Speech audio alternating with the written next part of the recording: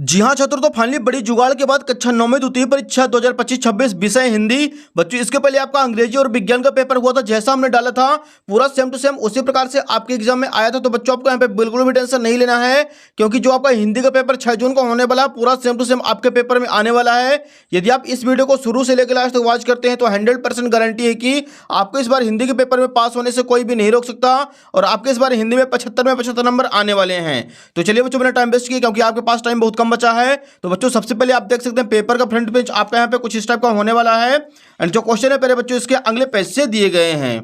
तो यहाँ पे देखिए बच्चों, सबसे पहले प्रश्न एक है, निम्नलिखित प्रश्नों में से सही विकल्प का चयन कर लिखिए। इसका पहला क्वेश्चन है कबीर दास की एक रचना है। इसका आंसर हो जाएगा ऑप्शन नंबर सा बीजक। दूसरा क्वेश्चन है हिंदी साहित्य का स्वर्ण युग माना गया है।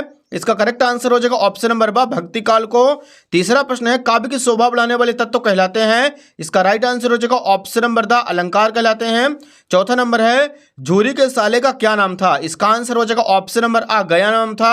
अगला देखिए बच्चों, पांचवा क्वेश्चन है संधि के प्रकार बताइए। तो इसका राइट आंसर हो जाएगा ऑप्शन नंबर बा 3 प्रकार होते हैं। नेक्स्ट देखिए छठवां नंबर क्वेश्चन है इस जल प्रलय में पाठ की विधा है। ऑप्शन नंबर बा हो जाएगा रिपोर्ट ताज। तो बच्चों जो क्वेश्चन नंबर पहला अपना एक वाक्य में उत्तर पूरा कंप्लीट हो चुका है, इसका आप लोग फटाफट स्क्रीनशॉट ले लीजिए। क्वेश्चन नंबर सेकंड के लिए मूव करते हैं अगले पेज पर। यहां पे देखिए बच्चों दूसरा क्वेश्चन है निम्नलिखित रिक्त स्थान में सही शब्द का चयन कर लिखिए। यहां पे देखिए बच्चों पहला क्वेश्चन है मखमली टमाटर हुए डेड डैश। तो इसका आंसर करेंगे लाल। दूसरा प्रश्न है रस के डेड डैश प्रकार हैं। इसका आंसर हो जाएगा 10 प्रकार। तीसरा प्रश्न है महाकाव्य में जीवन का संपूर्ण चित्रण होता है। चौथा क्वेश्चन फोटो में प्रेमचंद के साथ उनकी पत्नी भी हैं। पांचवा प्रश्न है सदाचार का विलोम दुराचार होता है। छठवां क्वेश्चन मेरे नाना पक्के साहेब माने जाते हैं। तो बच्चों जो क्वेश्चन नंबर दूसरा है फिल इन द ब्लैंक्स वो भी कंप्लीट हो चुका है, इसका आप लोग फटाफट स्क्रीनशॉट ले लीजिए। अगले क्वेश्चन देखिए पहले बच्चों, तीसरा क्वेश्चन है निम्नलिखित जोड़ियों का सही मिलान कर लिखिए। एक साइड है आ, दूसरी साइड है बा। पहला क्वेश्चन देखिए माखनलाल चतुर्वेदी। तो इसका आंसर हो जाएगा एक भारतीय आत्मा। दूसरा है रस के अंग। इसका राइट आंसर हो जाएगा 4 होते हैं।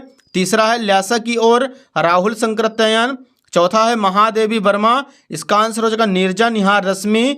पांचवा देखिए रात का तत्सम। इसका आंसर हो जाएगा रात्रि। छठवां है रीढ़ की हड्डी श्री जगदीश चंद्र माथुर। तो बच्चों जो क्वेश्चन नंबर तीसरा है सही जोड़ी मिलाकर लिखिए, वो भी कंप्लीट हो चुका है, इसका भी आप लोग फटाक से स्क्रीनशॉट ले लीजिए। अगला क्वेश्चन देखिए पहले बच्चों, चौथा नंबर क्वेश्चन दिया गया है निम्नलिखित प्रश्नों को उत्तर एक वाक्य में लिखिए।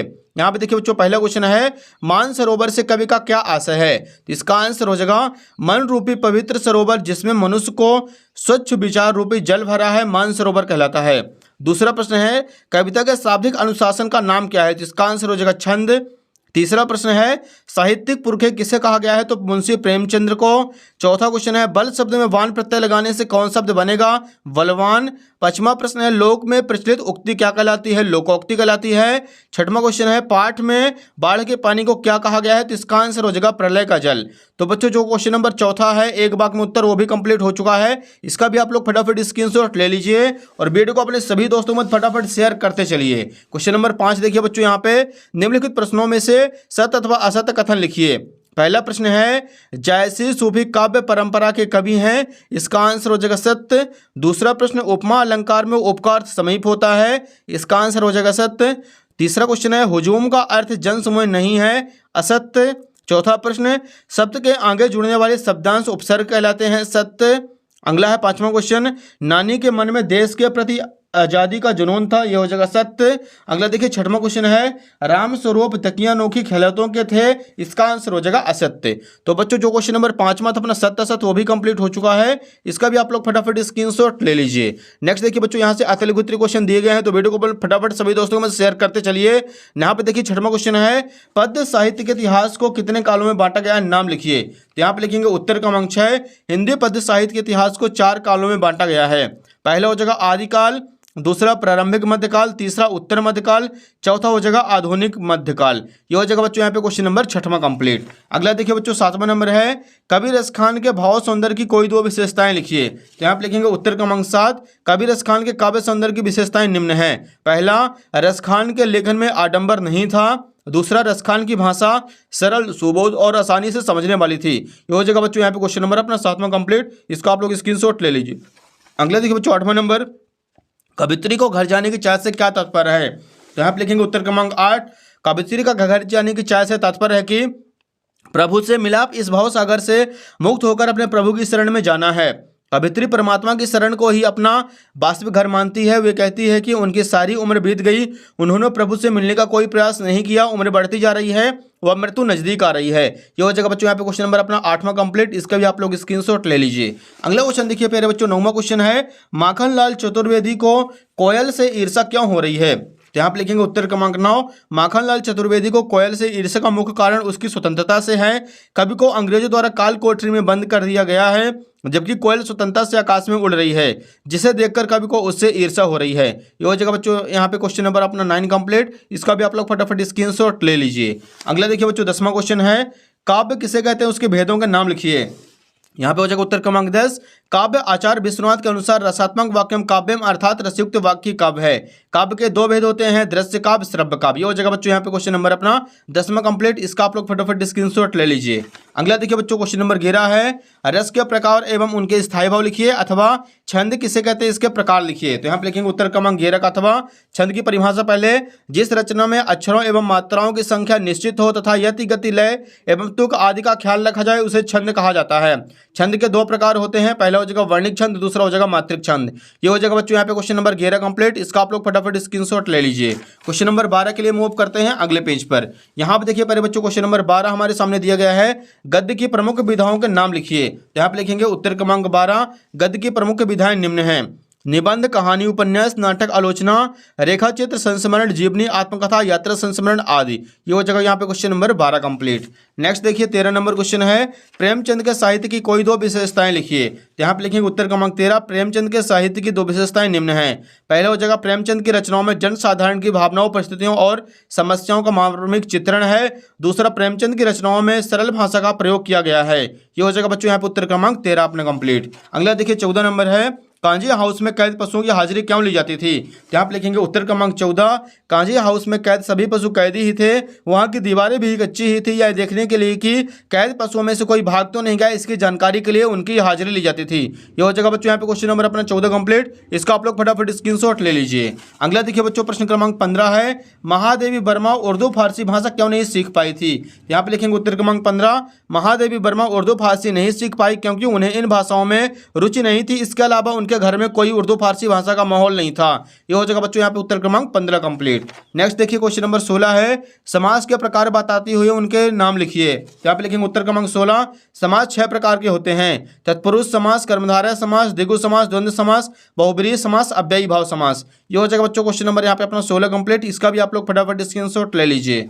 अगला देखिए बच्चों 17 नंबर दिया गया है, गोलंबर के पास जनसंपर्क की गाड़ी क्या ऐलान कर रही थी? तो यहाँ पे लिखेंगे उत्तर क्रमांक 17, गोलंबर के पास जनसंपर्क की गाड़ी बाढ़ के पानी के विषय में घोषणा कर रही थी कि जनसंपर्क विभाग की घोषणा के अनुसार बाढ़ का पानी रात के 12 बजे तक लोहानीपुर, कंकड़बाग और राजेंद्र नगर में घुस जाएगा, यह ऐलान कर रही थी। ये हो जाएगा बच्चों यहाँ पे क्वेश्चन नंबर अपना 17 कंप्लीट। इसका आप लोग फटाफट स्क्रीनशॉट ले लीजिए। अगला देखिए बच्चों क्वेश्चन नंबर 18 दिया गया है, निम्नलिखित काव्यांश का संदर्भ प्रसंग सहित भावार्थ लिखिए। तो बच्चों आप लोग यहाँ पे संदर्भ प्रसंग व्याख्या लिखनी है। यहाँ पे सबसे पहले आप लोग पैटर्न समझ लीजिए। सबसे पहले आपको लिख देना है संकेत, ऊंचे कुल का डैश करके निंदा सोई। इसके बाद संदर्भ में लिखेंगे प्रस्तुत पद्यांश हमारी पाठ्य पुस्तक क्षितिज भाग 1 के ऊंचे कुल नामक शीर्षक से अवतरित है, जिसके रचयिता कबीरदास हैं। प्रसंग में लिखेंगे प्रस्तुत पद्यांश में ऊंचे कुल में जन्म लेने की अपेक्षा उच्च कर्म को प्रेरित किया गया है। इसके बाद व्याख्या और लास्ट में आपको लिख देना है काव्य सौंदर्य, इनकी भाषा सरल एवं सुबोध है, इनके पदों में दोहा छंद का प्रयोग किया गया है। ये हो जाएगा बच्चों यहाँ पे question number 18 complete. Question number 19 के लिए मूव करते हैं नेक्स्ट पेज पर। यहाँ पे देखिए पहले बच्चों 19 नंबर क्वेश्चन है, निम्नलिखित गद्यांश की संदर्भ प्रसंग व्याख्या लिखिए। तो बच्चों यहाँ पे गद्यांश की संदर्भ प्रसंग व्याख्या लिखनी है। तो सबसे पहले हेडिंग डालेंगे संकेत, दोनों बैलों का डैश के आंखों न उठाई। इसके संदर्भ में प्रस्तुत गद्यांश हमारी पाठ्य पुस्तक क्षितिज भाग 1 के 2 बैलों की कथा नामक शीर्षक से अवतरित है। प्रसंग में लिखेंगे प्रस्तुत गद्यांश में लेखक ने आत्मसमर्पण और समर्थन की महत्वपूर्णता को साझा किया है। इस बात व्याख्या देख लीजिए और लास्ट में आपको लिख देना है विशेष शुद्ध साहित्यिक हिंदी खड़ी बोली का प्रयोग किया गया है, मुहावरे तथा लोकोक्तियों का प्रयोग किया गया है। ये हो जाएगा यहाँ पे क्वेश्चन नंबर 19 कंप्लीट। अगला देखिए बच्चों क्वेश्चन नंबर 20 है, पानी का महत्व विषय पर एक अनुच्छेद लिखिए। तो यहाँ पे लिखेंगे उत्तर क्रमांक 20, पानी का महत्व। आप लोग देख लीजिए यहाँ पे आप लोगों को अच्छी तरीके से पानी के महत्व के बारे में पूरा बना के लिख देना है। 100% गारंटी है कि बच्चों आपको इसमें फुल नंबर मिलेगा। आप लोग इसका स्क्रीनशॉट ले लीजिए। नेक्स्ट देखिए पहले बच्चों क्वेश्चन नंबर 21 है, निम्नलिखित अपठित गद्यांश को पढ़कर नीचे दिए गए प्रश्नों को उत्तर लिखिए। तो बच्चों यहाँ पे देख सकते हैं आप लोग गद्यांश दिया गया है, इसके जो क्वेश्चन है अगले पेज पर दिए गए हैं, इन क्वेश्चनों के आंसर गद्यांश से पढ़कर करना है। पहला क्वेश्चन है उपर्युक्त गद्यांश का उचित शीर्षक लिखिए, तो इसका आंसर हो जाएगा लोक संस्कृति। अगला देखिए बच्चों, लोकगीत किसका दर्पण होते हैं, तो यहाँ पे लिख देना है लोकगीत लोक जीवन का दर्पण होते हैं, तो यहाँ पे आपको कर देना दूसरे का आंसर हो जाएगा प्यारे बच्चों लोक जीवन। अगला देखिए बच्चों तीसरा नंबर है उपर्युक्त गद्यांश का सारांश लिखिए। तो बच्चों सारांश में आपको जो पैसेज दिया गया है, जो गद्यांश दिया गया है, ऊपर की 2 लाइन और नीचे की 2 लाइन लिख देंगे, यही हो जाएगा इसका सारांश। ये हो जाएगा यहाँ पे क्वेश्चन नंबर 21 कंप्लीट। नेक्स्ट देखिए प्यारे बच्चों क्वेश्चन नंबर 22 दिया गया है, स्थानांतरण प्रमाण पत्र यानी टीसी प्राप्त करने हेतु अपने विद्यालय के प्रचार को एक आवेदन पत्र लिखिए। तो यहाँ पे हो जाता है बच्चों क्वेश्चन नंबर 22 भी कंप्लीट। स्थानांतरण प्रमाण पत्र टीसी के लिए आवेदन पत्र लिखना, ये आप लोगों से बन जाएगा। क्वेश्चन नंबर 22 के लिए चलते हैं अगले पेज पर। यहाँ पे देखिए बच्चों लास्ट क्वेश्चन नंबर 23 है, निम्नलिखित विषयों में से किसी एक विषय पर रूपरेखा सहित सारगार्भित निबंध लिखिए। पहला नंबर है विद्यार्थी जीवन में अनुशासन, दूसरा पुस्तकालय, तीसरा पर्यावरण प्रदूषण, चौथा जीवन में खेलों का महत्व, पांचवा मेरी पुस्तक। तो बच्चों यहाँ पे आपको पर्यावरण प्रदूषण के बारे में अच्छे तरीके से निबंध याद कर लेना है। तो बच्चों यहाँ पे अपना हिंदी जो विषय है उसका पूरा असली वाला क्वेश्चन पेपर कंप्लीट हो चुका है। उम्मीद है कि आपको वीडियो पसंद आई, वीडियो को फटाफट लाइक कर दीजिए, चैनल को सब्सक्राइब कर लीजिए, वीडियो को अपने सभी दोस्तों को मत शेयर कर दीजिए, क्योंकि बच्चों आपको केवल असली क्वेश्चन पेपर सारे सब्जेक्ट के केवल इसी यूट्यूब चैनल पर मिलने वाले हैं। फटाफट वीडियो को अपने सभी दोस्तों को मत शेयर कर दीजिए, चैनल को सब्सक्राइब कर दीजिए, नोटिफिकेशन